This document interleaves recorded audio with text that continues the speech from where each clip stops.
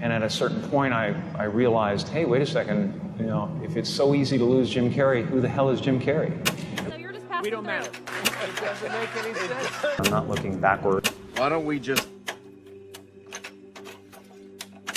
It was more like you're supposed to say, you know, we're important, and you're supposed to say it's all going to be all right, and you're supposed to say that, you know, whatever you dream can come true, and you're supposed to say all those things. I do believe in manifestation, power of that kind of stuff, but I don't believe that any of it matters. You know, this mattering is to me a human construct born out of a need, the same need as you have to have, you know, deities and things like that. And I believe in an energy of God, an energy of, you know, everything is divine. You know, there's just not, there's no thing that isn't divine. Everything is divine, and I'm that. And it doesn't matter to me what's happening. I'm finding that ultimately the freedom from it is something people are kind of hungry for in a way. Right. They're like, I don't want to be me either. Right. You know, and I go, well, great, because you never have been.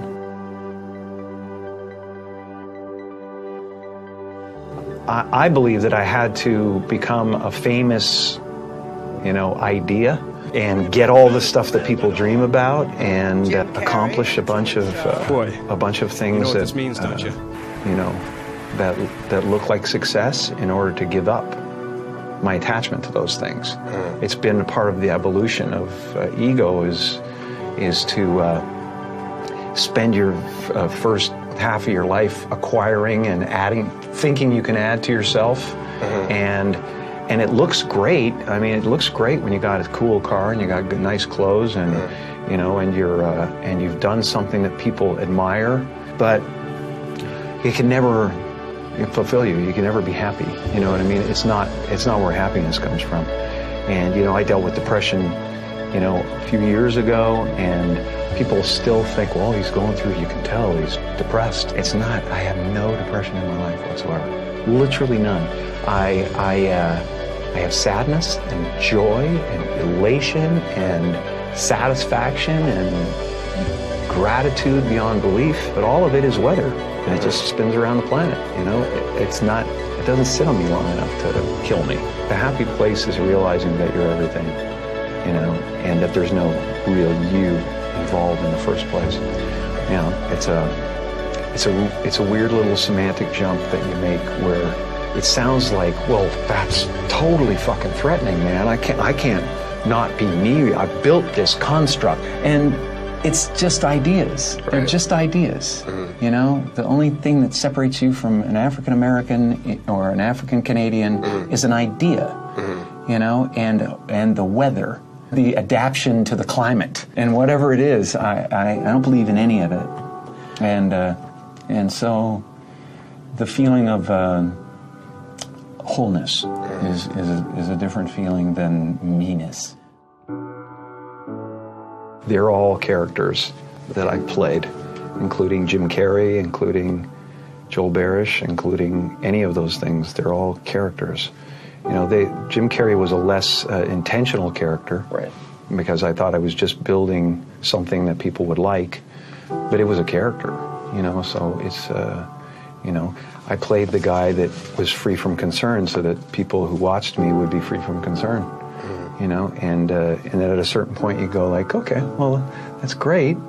But, you know, it's like the one thing, like people talk about depression all the time. The difference between depression and sadness is just, you know, from happenstance. Whatever happened or didn't happen for you, or, you know, grief or whatever it is. And depression is your body saying, fuck you, I don't want to be this character anymore. I don't want to hold up this avatar that you've created in the world. It's too much for me. Right. You know? And you should think of the word of depressed as deep rest. Deep rest. Your body needs to be depressed. It needs deep rest from the character that you've been trying to play. You know? The great and powerful Oz. I'm the great and powerful Oz! How dare you come near me! You know, kind of thing. And you're just the sweaty guy behind the curtain going, it's an amazing metaphor, you know, in that movie.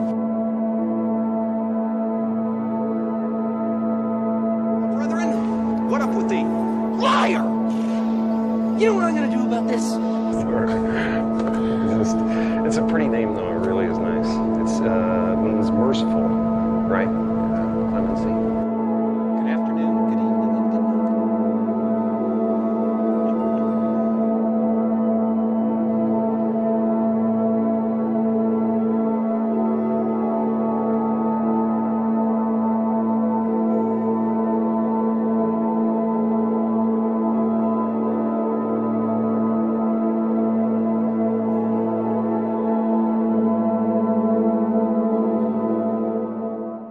And at a certain point, I realized